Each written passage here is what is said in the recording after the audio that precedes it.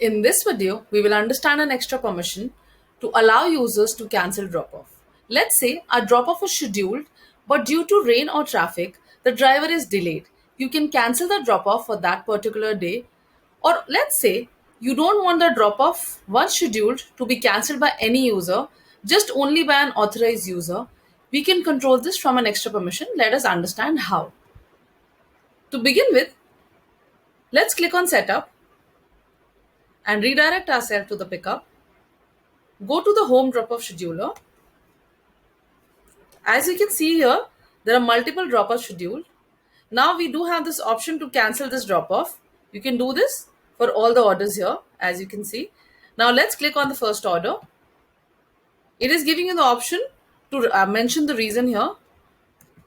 I mention rain and I click on save.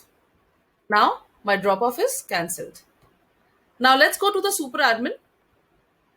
In the extra permissions, I'll unmark the option to allow user to cancel the drop-off.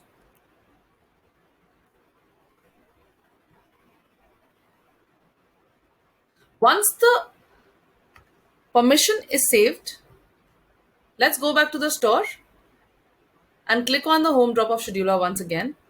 Now, as you can see, on the orders or the drop-off scheduled, I do not have the option to cancel them. I hope you now understand the importance of this permission where you can cancel the drop-offs.